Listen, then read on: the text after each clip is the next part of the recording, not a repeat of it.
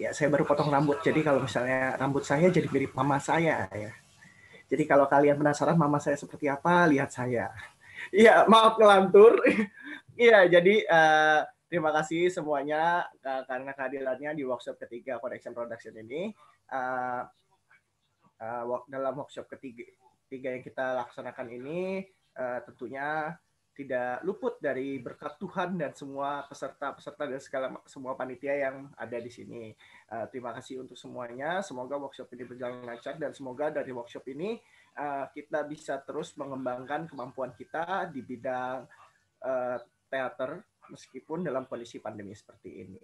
Gitu. Itu aja dari saya. Ya, tidak banyak, dikembalikan kepada Acil. Asik.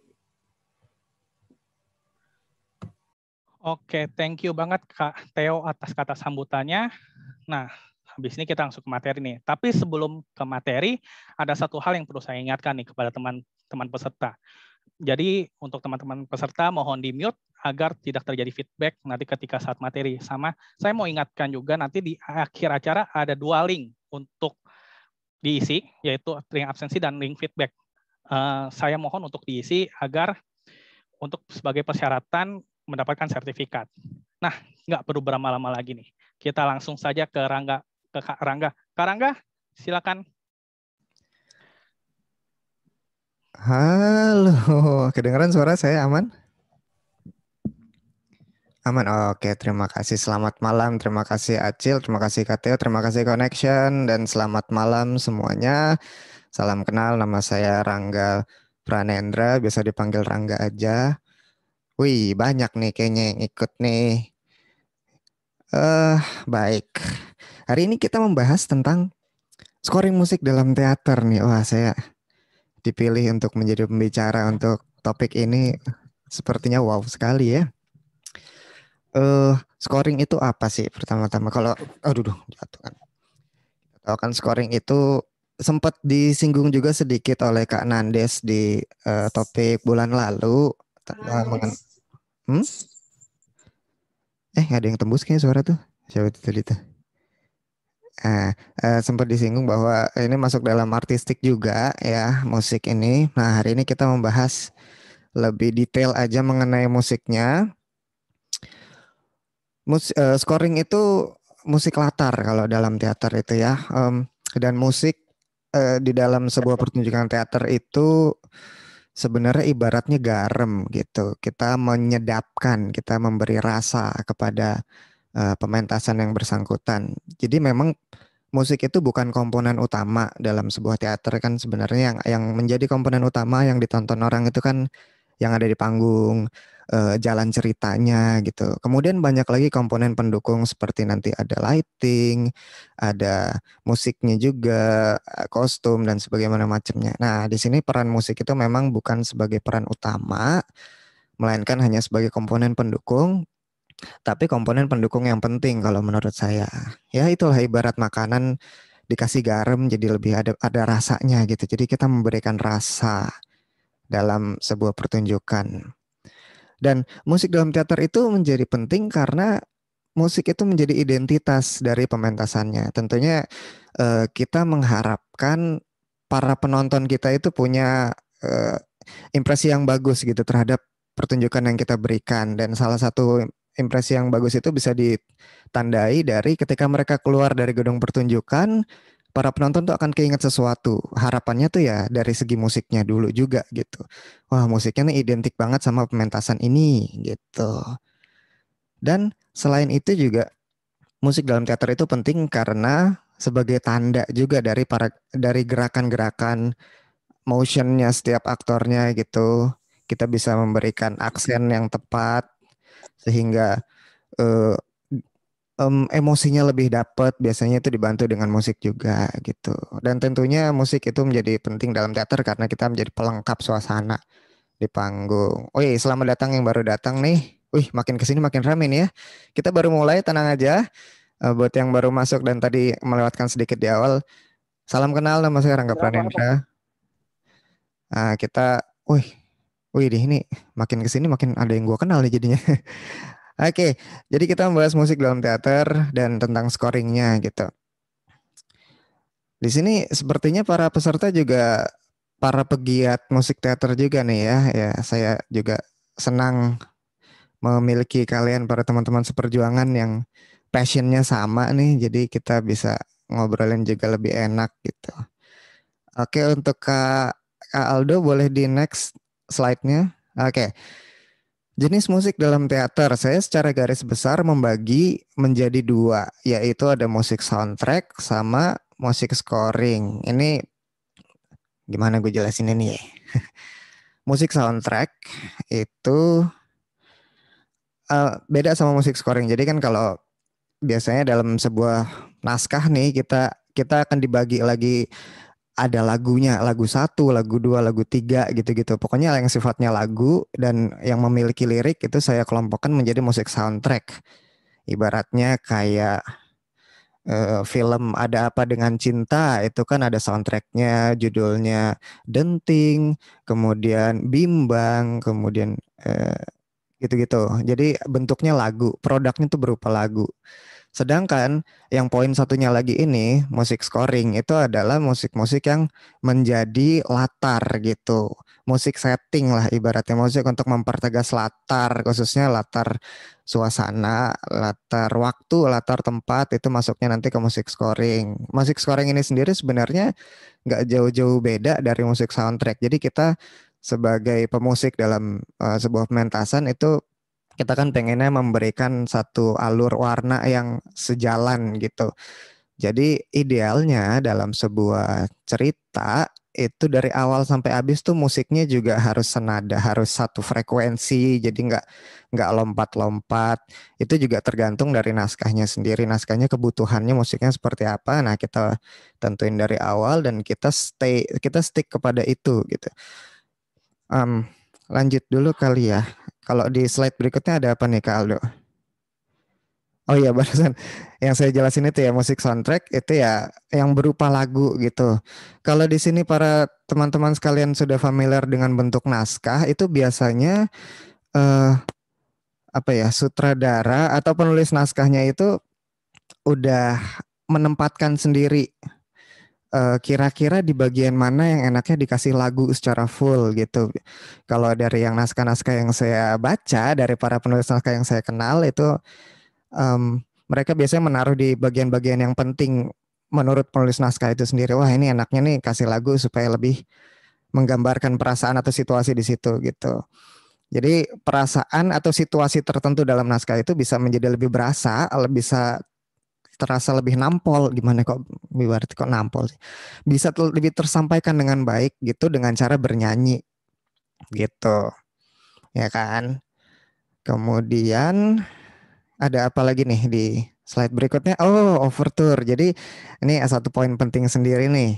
Jadi dalam satu kesatuan musik dalam teater ini kita punya ada istilahnya overture. Ini kalau saya kelompokin ini bagian dari musik soundtrack ini, dan ini nggak masuk dalam musik scoring karena dia tuh sifatnya di awal gitu. Dia overture itu dari bahasa Perancis ya, overture sama itu artinya opening. Itu secara definisi overture adalah serangkaian musik yang dimainkan di awal sebuah pertunjukan gitu. Nah, idealnya secara ideal itu sebenarnya musik overture itu merangkum lagu-lagu apa aja yang ada dalam pementasan yang akan ditonton saat itu gitu.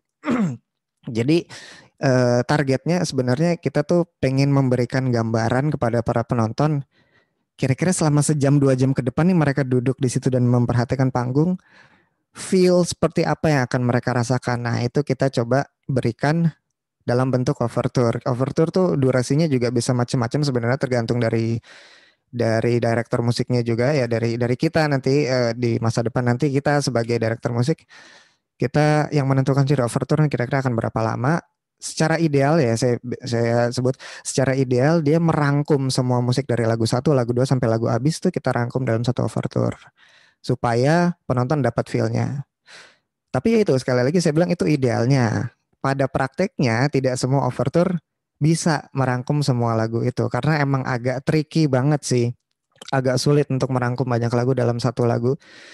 Jadi setidaknya kita memberikan warna yang kurang lebih menyerupai lagu-lagu yang akan kita tampilkan di pementasan yang bersangkutan gitu. Kita bisa ngambil beberapa unsur di dalamnya, beberapa unsur dalam lagu 1, kita ambil beberapa unsur dari lagu 2, kita ambil beberapa unsur dari lagu 5, 6, 7, kita ambil, kita rangkum dalam satu overture gitu. Fungsinya apa? Fungsi overture ini adalah untuk menggiring mood dan emosi para penonton gitu. Jadi kita kan nggak tahu nih penonton itu dari luar gedung pertunjukan mereka tuh habis ngapain. Mereka kan pasti punya kegiatan masing-masing, punya kesibukan masing-masing, dan akhirnya mereka dalam satu waktu mereka dikumpulkan dalam satu tempat yang sama untuk menonton kita.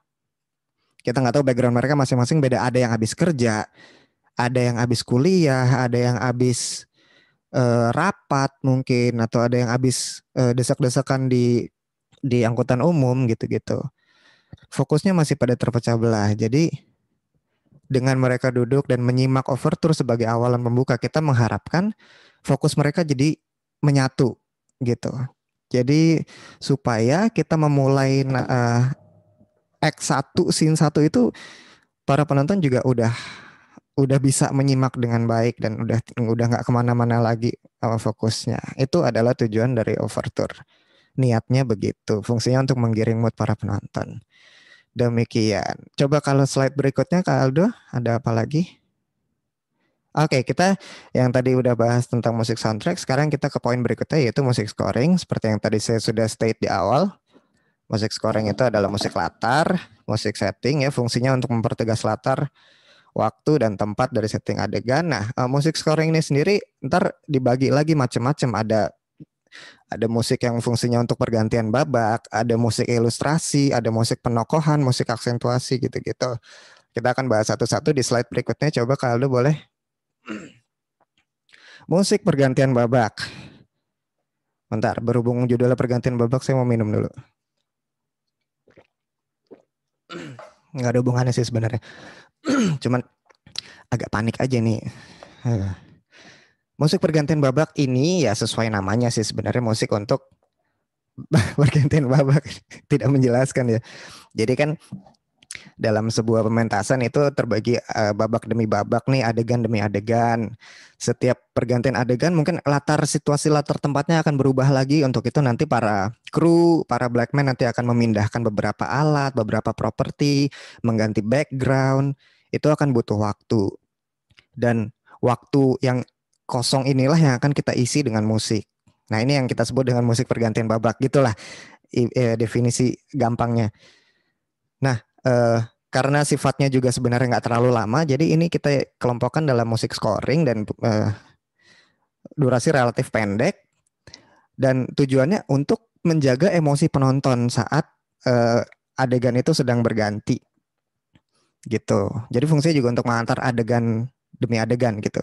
Dari act 1 yang adegannya misalnya lagi di pasar gitu, ganti ke act berikutnya yang adegannya nanti lagi di hutan. Nah, itu kan nanti akan berubah banyak hal. Nah, kita tetap harus menjaga emosi penonton supaya fokusnya nggak kebagi lagi, kita kasih musik. Nah, musiknya ini sendiri di musik pergantian babak ini sifatnya itu tematik biasanya. Mengambil dari lagu biasanya ya, mengambil dari bagian dari lagu yang ada gitu. Misalnya nih kayaknya enakan langsung kasih contoh sih. Sorry. Mana tuh?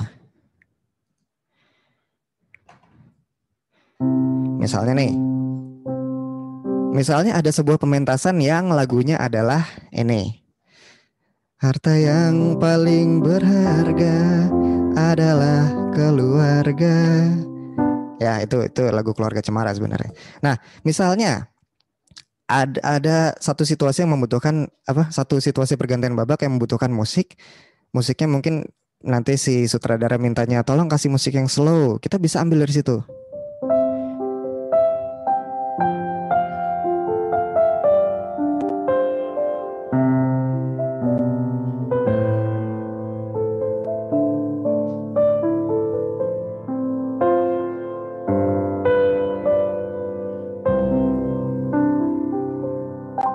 Durasi juga menyesuaikan. Itu kalau sependek itu dan ternyata latarnya udah jadi, ya udah kita nyesuaiin juga. Kita akan berhenti biasanya ketika para pemain teaternya udah siap dengan dialognya masing-masing, udah standby, nah kita berhenti situ, mereka langsung nyusul. Jadi sifatnya tuh tektokan.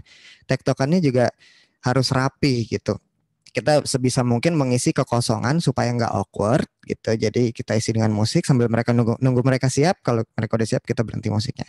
Biasanya karena musik pergantian babak ini juga sangat menyesuaikan sifatnya. Nggak saklek gitu. Jadi kita harus bisa bikin musik yang sifatnya looping. Jadi bisa berulang kapanpun dan bisa berhenti dimanapun kita mau gitu. Nah itu emang butuh brainstorming banget kalau itu untuk digodoknya, itu makanya bareng sama para pemain musik yang lain gitu. Itu udah proses kreatif banget sih kalau itu. Nah slide berikutnya boleh Kak Aldo. Setelah musik pergantian babak kita punya musik ilustrasi. Musik ilustrasi ini adalah musik yang kita gunakan untuk membantu para aktor menyampaikan isi dan suasana hati mereka pada adegan tertentu gitu sih secara definisi ya. Jadi sama sih tujuannya adalah kita memberikan nuansa, kita memberikan rasa supaya emosinya lebih tersampaikan. Misalnya kita tetap dengan, saya akan pakai contoh dengan lagu yang sama nih ya. Misalnya adegannya lagi sedih, lagi haru, lagi misalnya si ayah baru ketemu anaknya setelah sekian lama. Misalnya dialognya adalah, ayah, aku minta maaf, aku telah durhaka kepada ayah. Aku berjanji tidak akan pergi dari rumah lagi. Dan aku akan selalu menjaga ayah sampai kapanpun. Sebenarnya aman-aman aja kalau si aktor menyampaikan itu dengan emosi yang tepat gitu. Itu udah jadi sebuah penunjukan teater. Cuman ketika kita tambah musik, itu akan lebih ngangkat. Ayah, aku minta maaf, aku telah meninggalkan rumah. Aku berjanji tidak akan. Nah, seperti itu. Jadi itu tektokannya juga harus tepat antara pemusik dengan si pemeran itu sendiri. Dan nah ini yang membuat musik teater itu menarik buat saya adalah karena ini berhubungan dengan feel, dengan suasana. Maka lagu-lagu scoring seperti ini sifatnya temponya nggak ada gitu. Jadi kita tidak bermain musik dengan tempo yang fix atau tempo yang saklek. Benar-benar temponya, ketukan lagunya itu mengikuti emosi si aktor, emosi dari cerita itu, emosi di adegan yang bersangkutan itu sendiri. Jadi bisa menjadi seperti ini.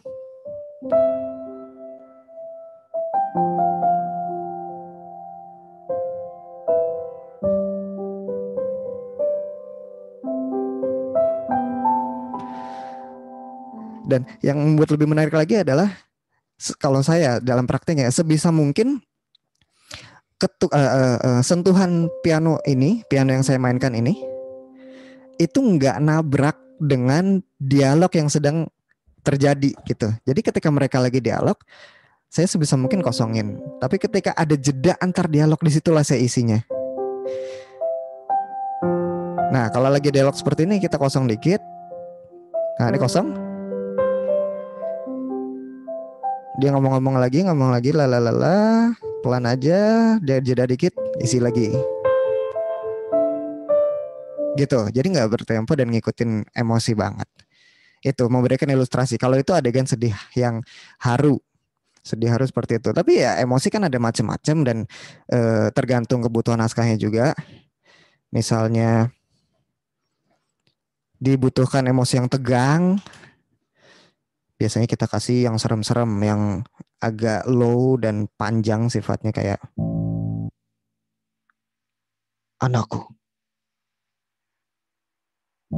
berani-beraninya kau melakukan ini kepada ayahmu sendiri. Aku sebagai ayah merasa sangat gagal membesarkanmu sebagai seorang anak. Akan kubunuh. Enggak. Kenapa jadi bunuh-bunuhan? Kayak gitu. Nah, pemberian nada barusan memberikan nuansa yang lebih serem, tegang sih, bukan serem sih. Dan ini juga biasanya akhirnya pada perkembangannya saya menyebut yang seperti ini dem, karena bunyinya dem, dem nggak tuh? Nah, kasih jeda dikit, biarkan dia turun, agak kosong sedikit, kita isi lagi. Jadi sifatnya sustain, sustainnya pasti akan turun, angkat lagi. Isi-isi kosongan juga kita bisa isi dengan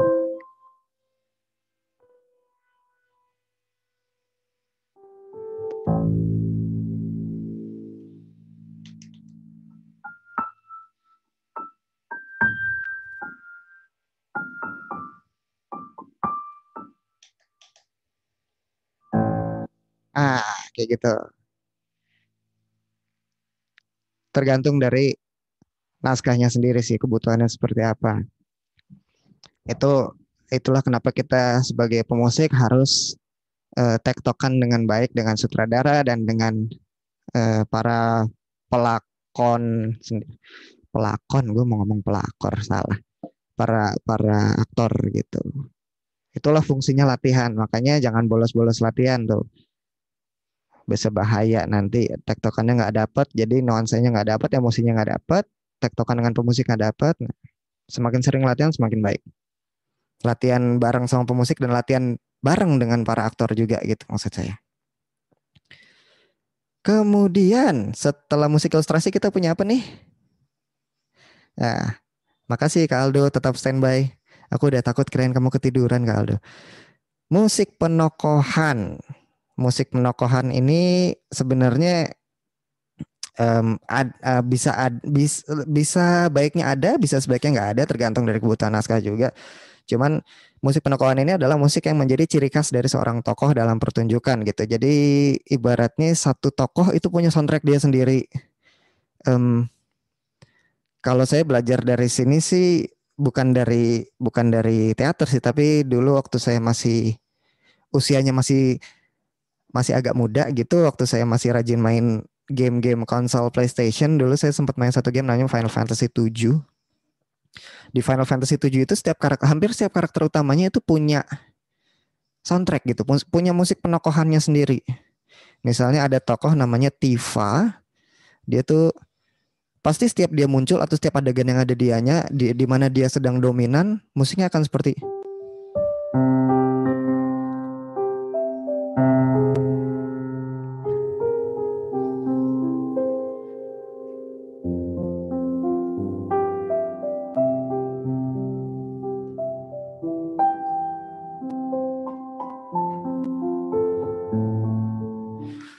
beda lagi misalnya tokoh lain misalnya Cloud. Ada tokoh lain namanya Cloud. Dia setiap muncul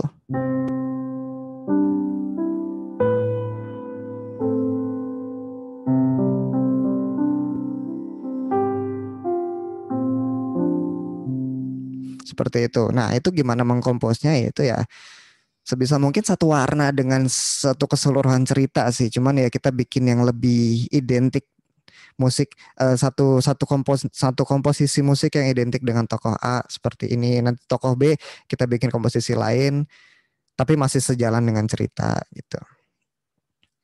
Gitu musik penokohan. Tapi biasanya dalam teater saya jarang kasih sih kalau ini. Sekali-kalinya kasih paling untuk naskah Robin of Sherwood, dulu sempat dibawain bareng teater Katak dan teater Ulat dan teater Kasava dan Sekolah Santa Maria. Oh, banyak juga yang bawain ya. Di situ ada karakter namanya Loxley. Setiap dia nongol pertama pasti kita kasih musik kayak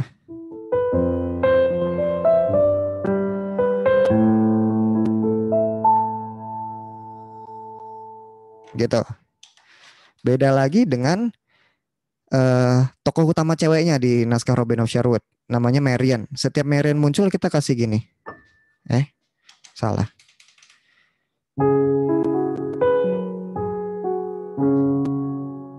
Nah, beda dengan Loxley. Kalau si Loxley tadi gini.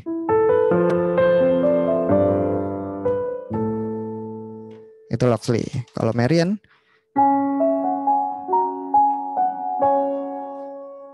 gitu. Contoh seperti itu. Setelah musik penokohan kita punya apa, Kaldo? Nah, ini dia nih. Musik aksentuasi sesuai dengan namanya. Dia fungsinya untuk memberikan aksen. Tapi bukan aksen yang tua. Bukan aksen yang tua sih. Maaf saya mencoba melawak tapi tidak lucu. Karena yang paling lucu adalah Lord Christo Immanuel ya, mohon maaf. Musik aksentuasi ini memberikan aksen, fungsinya untuk mempertegas gerakan ya, gerakan dari para tokohnya. Ini sifatnya dia biasanya lebih pendek dan sangat situasional, tergantung sama gerakan. Kayak misalnya nih gerakan apa ya, ngasih aksen tuh kayak misalnya ada gerakan berantem terus ada satu pukulan atau dua pukulan yang akan penting sifatnya, itu kita bisa kasih setiap pukulannya kita kasih gitu. Dia mukul 3 kali, kita sesuai dengan gerakan das das dah, itu bentuk dish dish dish gitu. Itu nggak cuma piano doang, tentunya nanti akan bareng dengan drumnya juga. Des. Oke, gue bisa kasih contoh nggak ya? Des des des kayak gitu. Juga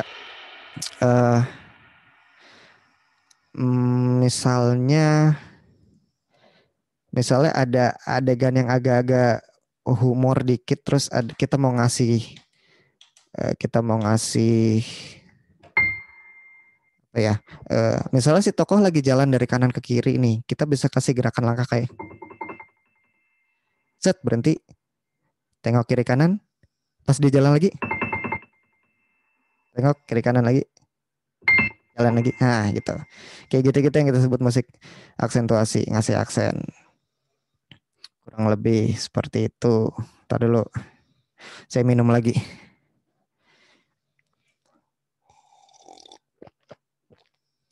Ya udah deh, kayaknya boleh ke slide berikutnya. Itu tadi jenis-jenis musik.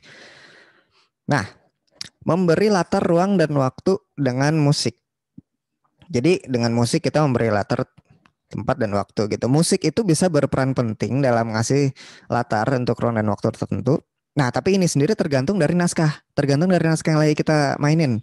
Semakin dalam naskah itu ya, semakin detail settingan waktunya, semakin detail settingan lokasi tempatnya, itu akan semakin bagus juga untuk kita sebagai pemusik untuk mengulik dan menguasai musik dan khususnya instrumen yang nyambung dengan apa yang kita butuhin di situasi tertentu itu. Misalnya kayak saya ada beberapa contoh sih dari teater katak sendiri, beberapa tahun yang lalu itu udah hitungannya tuh sebenarnya dari tahun ke tahun sih, cuma karena saya dulu benar-benar ngikutin kataknya itu dari yang benar-benar fokus ngikutin itu dari 2017-an itu kayaknya ya.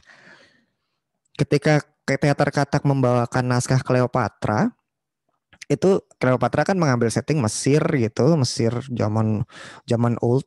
Terus musiknya tuh pasti identik musik-musik Mesir, musik Arab gitu. Kita juga jadi kita pun ketika disuguhi pementasan seperti itu dan kita dengar scoringan dari para tim pemusik dari teater katak itu, feel Arabnya, feel Mesirnya tuh jadi berasa banget karena mereka tahu dan mereka paham banget apa yang mereka butuhin untuk memberikan nuansa Arabik itu gitu. Kita juga harus tahu kayak kita nggak bisa ngambil do re mi fa solnya sekedar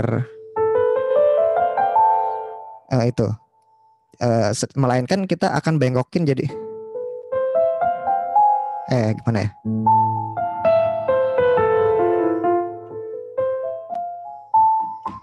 Seperti itu. Makanya kemudian ketika mereka menyuguhkan tema seperti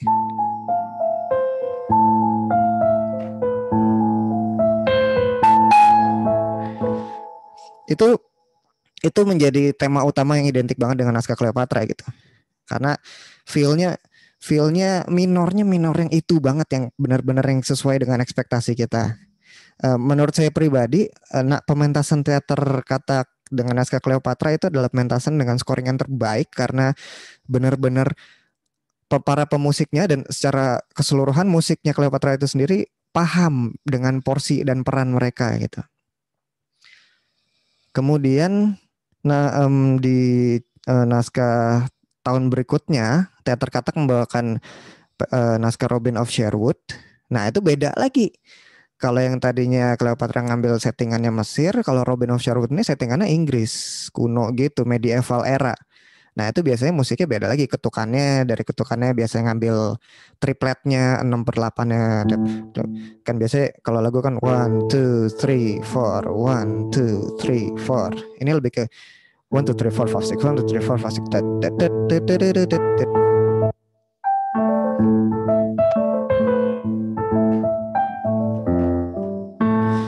Jadi, nah itu pentingnya riset. Jadi ketika kita sebagai pemusik dari teater dan kita disuguhkan naskah tertentu yang settingannya saklek kayak Robin ini misalnya, kita juga jadi ada kepentingan untuk survei dari YouTube mungkin ya, googling sendiri gitu. Musik-musik yang pada zaman itu tuh gimana sih bedanya, apa instrumen yang dibutuhin tuh apa. Kalau Robin itu sendiri kan biasanya akan butuh musik-musik alat tiup kayak bukan flute sih sebenarnya ya, recorder gitu, alat tiup. Kemudian gitarnya gitar akustik gitu-gitu. Penabuhnya pun sebenarnya kita nggak butuh drum-drum banget sebenarnya, kayak Tifa gitu juga cukup kayak gitu. Jadi tergantung kebutuhan dari naskah. Kemudian nih di tahun 2017 itu Teater Katak membawakan naskah Gatot Kaca. Waduh, ini udah beda lagi. Yang tadinya Robin Inggris, Cleopatra Mesir. Kalau Gatot Kaca nih lokal banget nih, bahkan lebih cenderung ke Jawa gitu. Jadi pentatoniknya juga kita perhitungkan juga, dan terutama dari bunyi-bunyiannya, instrumennya. Nah, mungkin akan masuk seperti ini. Kita nggak bisa ngambil do re mi fa sol la si do. Ini pentatonik Jawa, kita ambil do mi fa sol si, sekitar 5 nada itu aja. Nah, nggak ada re ya. Nah.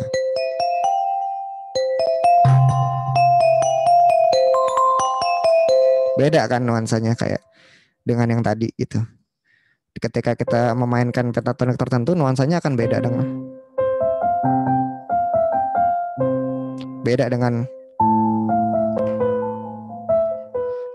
gitu. Sebelum pandemi kemarin, Katak juga bawain naskah Mulan. Nah, kalau Mulan tuh ya berarti ya settingannya kan Cina tuh. Itu juga beda lagi pentatonik, kita nggak bisa ngambil pentatonik Jawa yang, tapi kita ngambil do re mi sol la. Nah, pentanya 5-nya tuh ngambil tu wa ga 5 6. Nah,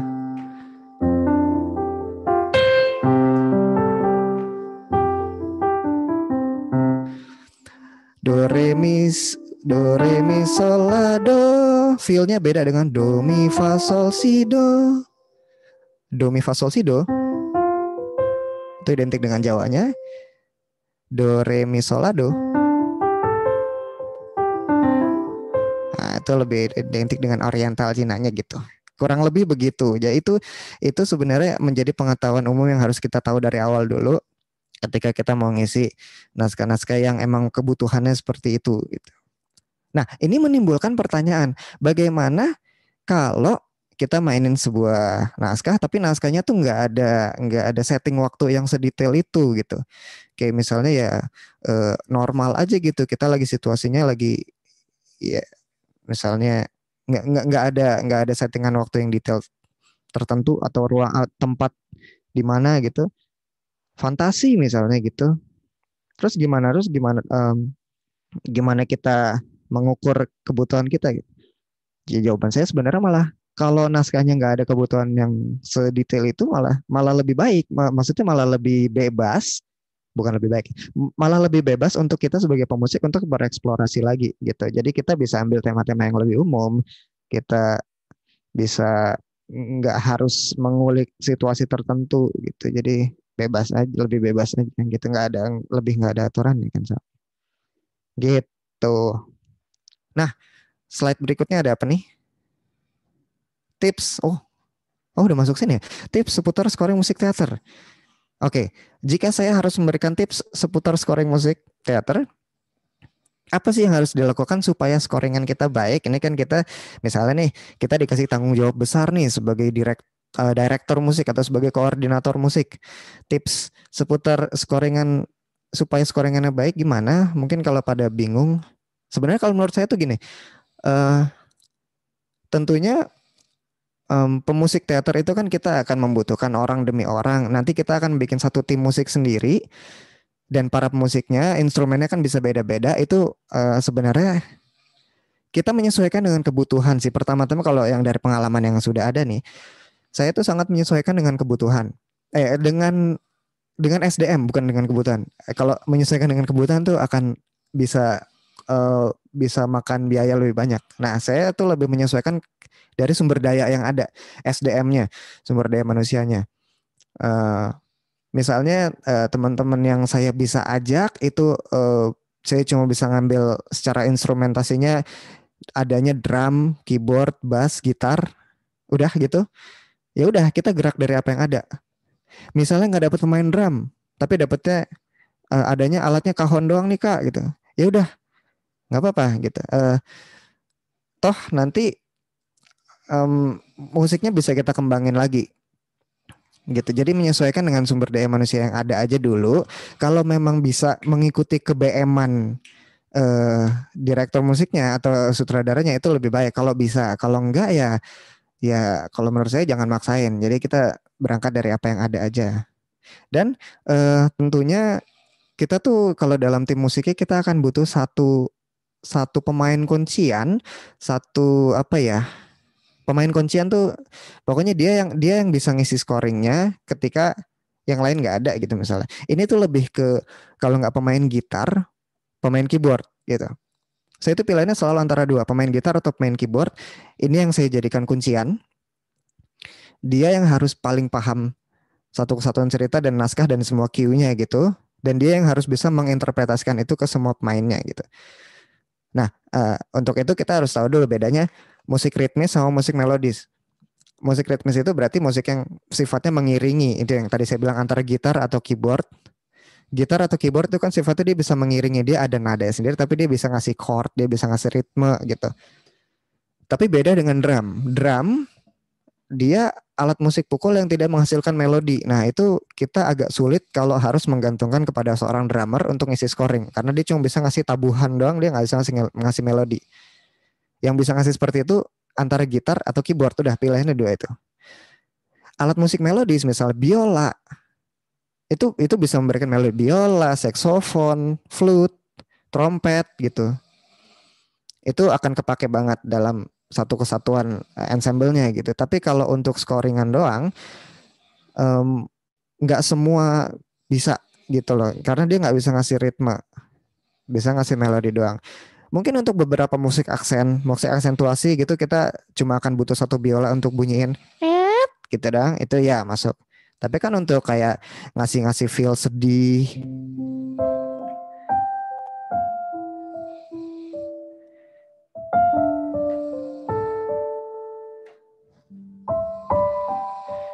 itu nggak bisa dilakukan oleh pemain biola sendirian gitu. Akan butuh piano, minimal gitar gitu. Gitar masih bisa lah dengan petikan kayak gitu. Nah kita harus ada satu pemain kuncian ini dulu nih. Dia nanti biar yang menghandle semuanya lagi. Nah biasanya ketika saya nggak nemuin pemain kuncian ini, biasanya saya sendiri yang terjun sih, turun tangan gitu. Cuman kalau emang bisa ketemu pemain ini, si antara pemain gitar atau keyboard ini udah dia aja nih yang biasanya dia yang akan saya percayakan jadi koordinator gitu lah. Karena dia bisa ngisi. Tapi bukan berarti yang lain nggak penting. Semuanya tuh penting dalam pemain musik nih. Semuanya akan ngasih perannya masing-masing gitu. Oke, gue malah belum masuk ke poin ini seputar tips seputar scoring musik teater. Jadi apa yang harus dilakukan agar scoringan baik? Tips pertama adalah kita sebagai pemusik kita harus baca naskahnya dengan baik. Kita harus memahami, jadi nggak cuma baca, tapi pahamin naskah dengan sebaik-baiknya. Jadi yang harus baca naskah tuh bukan cuma pemain perannya doang. Kita sebagai pemusik justru malah harus lebih memahami. Jadi peran kita bukan untuk menghafal dialog demi dialog, tapi kita harus mengetahui jalan cerita baik secara keseluruhan maupun secara detail per detailnya, di mana aja bagian yang enaknya kita kasih sesuatu nih, kita kasih scoringan. Di bagian mana yang enaknya kita diemin aja, nggak usah pakai isi musik apa-apa. Bagian mana yang enaknya kita angkat nuansanya dengan musik yang lebih megah.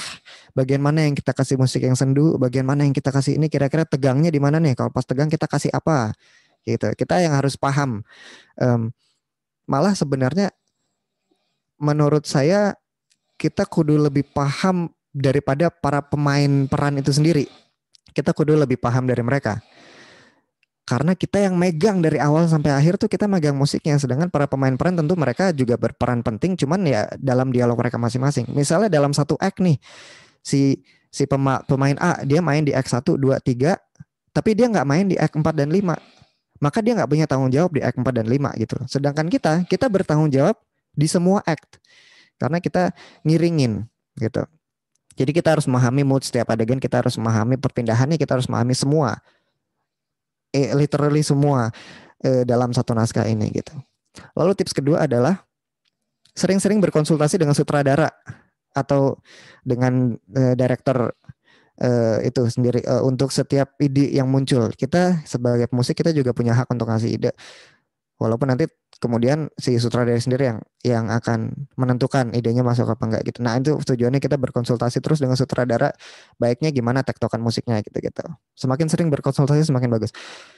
Lalu tips ketiga saya adalah perkaya referensi pribadi dengan menonton film atau mendengarkan musik yang berkaitan dengan naskah itu sendiri gitu. Jadi semakin kaya referensi kita, semakin kita bisa ngasih ide juga gitu. Nggak nyangka udah jam segini aja nih. Saya belum ngasih contoh secara langsung nih. Jadi kita move on aja dulu. Kalau boleh kita move on ke saya mau ngasih tunjuk naskah. Satu naskah yang saya ngambil dari salah satu naskah yang saya favoritin juga sih, yaitu Robin of Sherwood. Saya akan coba ngasih contoh dari dialog yang ada. Kita bikin scoringannya gitu. Nah, kita sambil nunggu nih. Oke, saya coba ambil contoh ini dari naskah Robin of Sherwood dari Act 2 nih. Nah, kata yang di garis miring itu kan penggambaran situasi ya. Kemudian nanti itu ada dialog. Nah, dari awal nih si penulis naskah udah nulis nih musik bermain cepat. Musik bermain cepatnya seperti apa? Kita juga kira-kira kalau mau diisi misalnya musik bermain cepat.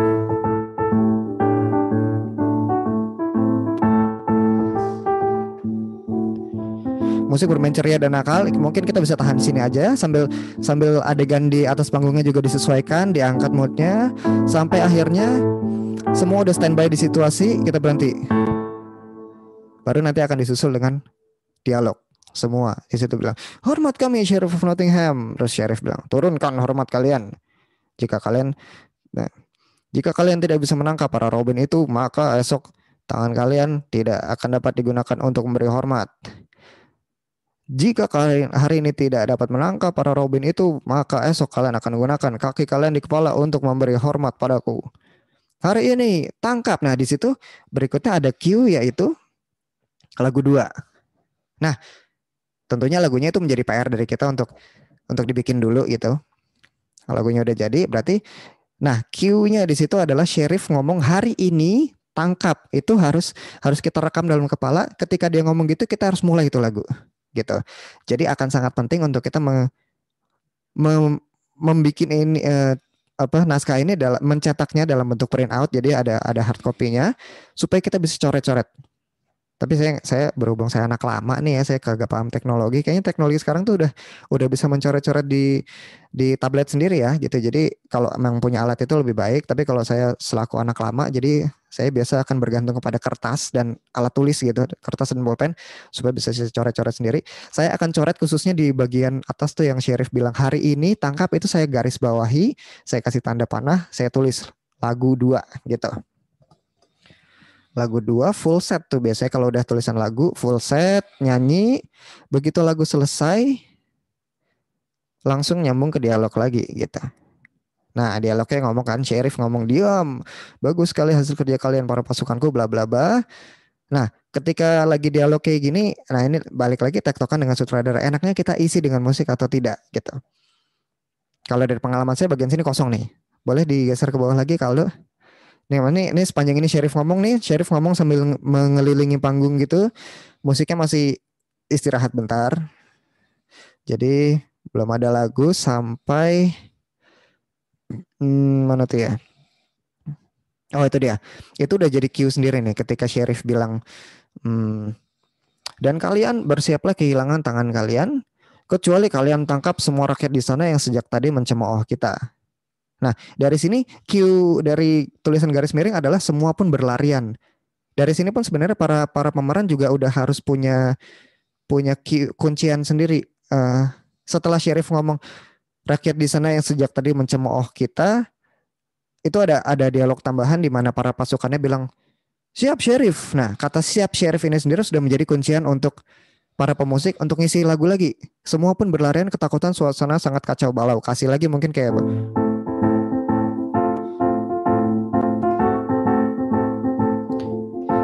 Nah, ketika kita ngisi ini sifatnya ilustrasi berarti kan. Ini nah, scoringan seperti ini yang kita butuh untuk di looping. Jadi kita harus menyesuaikan dengan adegan juga. Kapan berhentinya ya? Berhentinya adalah ketika adegannya sudah minta kita untuk berhenti, adegannya sudah siap dengan adegan berikutnya nih. Di mana di situ kita lihat di garis bawah garis miring ini Syarif tertawa-tawa. Tak lama Locksley pun masuk. Melihat kejadian itu, seorang wanita hendak ditangkap, namun Locksley menolongnya. Nah, ini kalau dari blockingan dan latihan dengan para pemeran itu ketika si peran Locksley nongol, begitu dia nongol, dia menghentikan prajurit dan dia tonjok itu prajurit. Tonjoknya 3 kali gitu loh. Nah, yang kita sebut musik aksentuasi di situ. Jadi kita akhiri musik loop itu tadi dengan musik aksentuasi di mana Locksley nonjok 3 kali itu. Jadi ketika musik masih begini, para prajurit sedang beraksi menangkap-nangkapi orang. Locksley nongol. Locksley masuk ke tengah panggung, dia tonjok. Plus.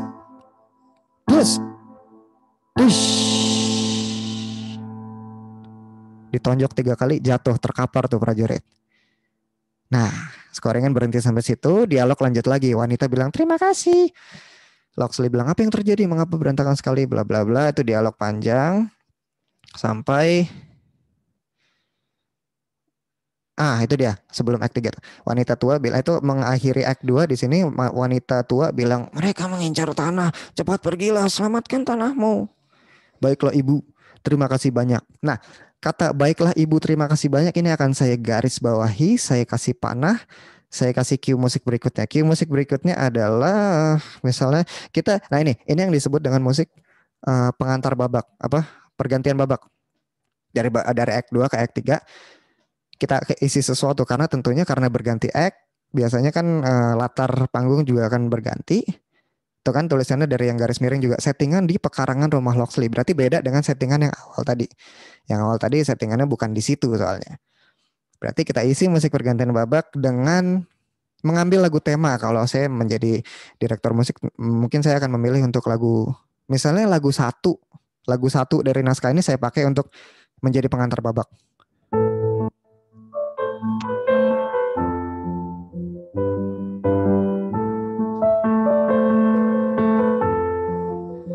Ini juga sifatnya looping.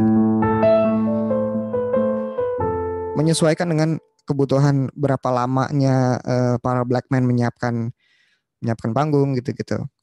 Ketika udah siap, ketika para aktor di act 3 ini juga udah siap, kita berhenti di situ gitu. Oh, enggak ding. Sorry. Itu bisa seperti itu, bisa banget. Tapi tektokan yang waktu itu terjadi adalah gua di sini mereprise, mengulang kembali lagu 2 tadi yang Wahai Para Robins itu diulang satu paket. Nanti si polisi 1 akan bernyanyi juga di sini. Nah itu balik lagi ini sebenarnya tektokan teknis banget antara kita dengan sutradara, kita dengan para pemeran gitu. Ya pokoknya di situ diisi musikan ya. Dah, tadi musiknya habis.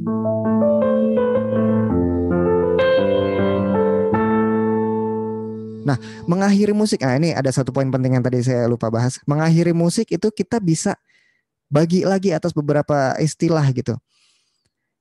Musik yang fade out dengan natural, fade out nih pelan-pelan habis.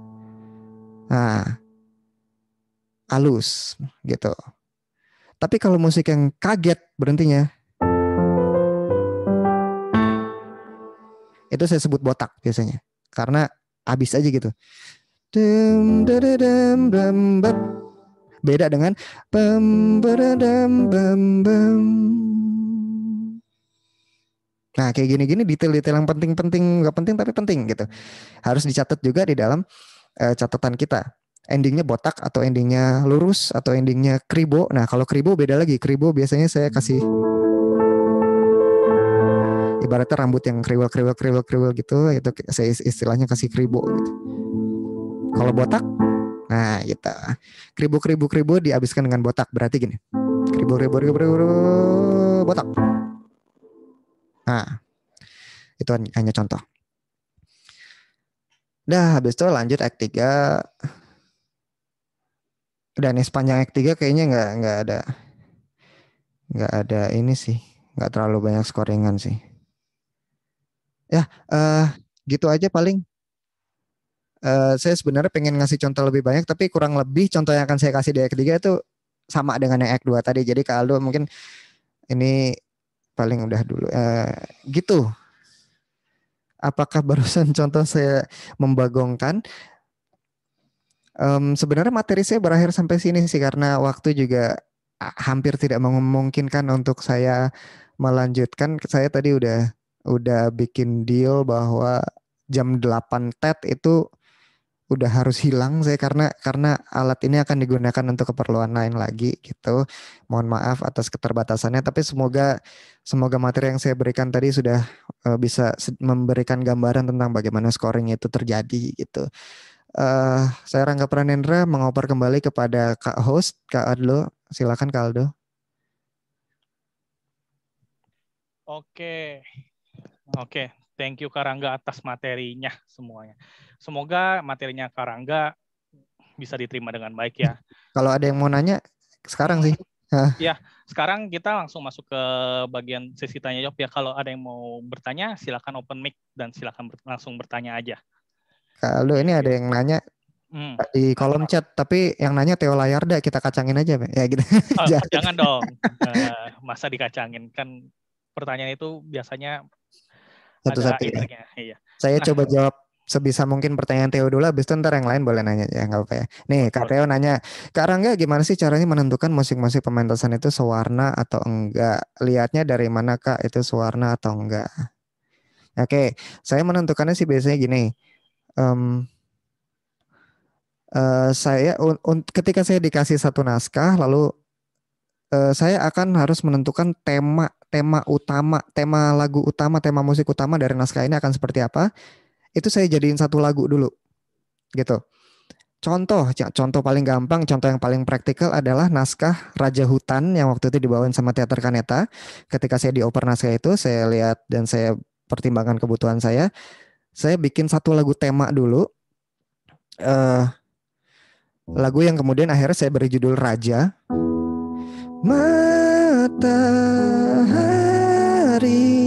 membawa harapan baru, jangan ragu, jadilah engkau raja.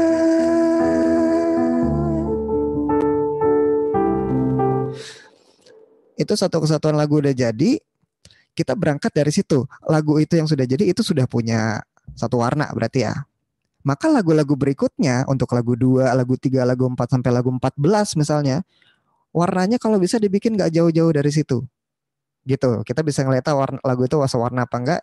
Ya ketika kita bikin satu lagu itu, lagu sisanya jangan terlalu jauh lompatnya. Bikin nadanya ada yang mengulang dari cipritan nada yang ada di lagu satu gitu diulang, atau kata-katanya juga itu lirik juga berpengaruh dibikin sama, kayak gitu sih kurang lebih. Semoga cukup mencerahkan. Pertanyaan yang bagus dari Kak Teo. Sudah menjawab dari Kak Teo? Kasih jempol. Yang Mantap. lain ada yang mau nanya? Kalau ada yang mau bertanya silakan langsung di open mic-nya atau bisa langsung chat dari di kolom chat di bawah. Boleh. Kalau malu untuk memunculkan suara nggak apa-apa diketik aja. Biar asik. Biar asik. Sebenarnya saya malah agak jiper ini dengan para peserta ini tuh ada yang emang tukang scoring banget, ada pemusik teater banget nih saya lihat nih. Malu aku malah sebenarnya malah gue yang pengen bertanya. Sebenarnya saya juga di sini memberikan materi barusan itu sifatnya sharing ya guys. Jadi kalau menurut saya dalam scoring teater itu nggak ada ilmu yang saklek banget. Ini juga saya belajar berdasarkan pengalaman. Jadi ini adalah sharing yang bisa saya kasih tentang bagaimana saya ngisi scoringan gitu. Nggak ada ilmu yang saklek banget, nggak ada. Gitu. Ada yang mau bertanya? Nah, karena sudah mau menunjukkan jam 8 juga ya. Maaf ya, nggak bisa lama-lama ya. Nah, karena keterbatasan waktu ya, mungkin kalau ada yang mau bertanya, masih bisa langsung DM aja ke @ranggapranenda_. Jadinya kalau misalkan ada pertanyaan, mungkin nanti akan kepikiran ya pertanyaannya, bisa langsung di DM ke sana, @ranggapranenda_. Nah, itu apa? Itu Instagram ya? Itu Instagram iya. tadi. Iya, Instagram. Bisa di DM di Instagram saya guys, ranggapranenda_. Kalau mau bertanya atau kalau mau sekedar nanya kabar gitu boleh. Atau mau ngirim THR boleh. Bisa. Boleh. Jadinya biar mendukung musisi Indonesia juga. Amin. Oke, kan lalu sebelum acara berakhir, nah kita ada sesi foto-foto dulu nih. Semuanya untuk para peserta, saya mohon untuk on cam biar wajahnya yang ganteng sama yang cantik bisa kelihatan semua nih. Katian, mohon bantuannya. Katian. Oke, bentar. Oke. Ini coba boleh tolong dinyalakan semua kameranya. Seluruh teman-teman peserta. Wis, ganteng-ganteng sama cakep-cakep semua nih. Ayo Jason. Ini kalau saya lihat-lihat kayaknya Fernandes Sandika sama Teresia Sari satu ruangan nih kayaknya. Seenggaknya satu rumah nih kayaknya, satu atap nih. Ayo teman-teman. Yang lain yuk coba yuk di. Ayo Talia. Lain yuk. Talia. Vivi. Firanti. Oh di luar. Dari Kak Vivi lagi di luar. Kak Jason, Kak Luis, mohon dinyalakan dulu kameranya. Biar kita bisa foto bareng. Iya nih. Mungkin Karangga mau sambil kasih scoring buat kita foto bareng, ada nggak ya? Karangga.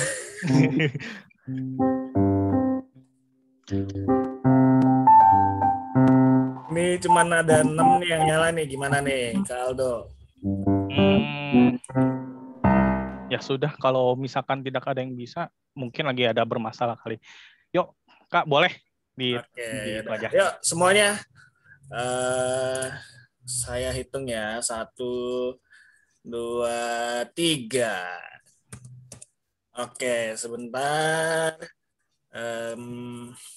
Sekali lagi. Ini saya save dulu. Ya, oke. 1, 2, 3. Cakep. Oke, sudah. Thank you, Katian, atas bantuannya untuk foto-foto. Nah, jam sudah menunjukkan pukul 8, dan artinya kita sudah di penghujung acara ya. Sebelumnya, saya ingin mengingatkan untuk mengisi form yang ada di kolom komentar nanti untuk mendapatkan sertifikat. Lalu saya Aldo sebagai MC mewakili seluruh panitia untuk mohon maaf jika ada salah dan kekurangan pada acara ini. Terima kasih para peserta untuk kehadirannya. Semoga materi kali ini yang dari Rangga Pranendra bisa membantu kalian semua untuk berkarya selanjutnya. Saya Aldo mohon undur diri. See you next event. Bye-bye. Bye. Dia beneran langsung cabut deh. Wah, luar biasa. Beneran Dia langsung hilang dia. Kabur dia. Oke, Do, recordnya di stop aja dulu, Do. Panik dia, panik. Panik. Dia panik. Lucu banget lagi. Dia panik. Seneng banget ya. Enak ya ngeliat dia panik ya. Ya udah gue duluan juga ya guys. Terima kasih atas waktunya. Ya, thank you, Kak. Bye. Thank you semua. Oke.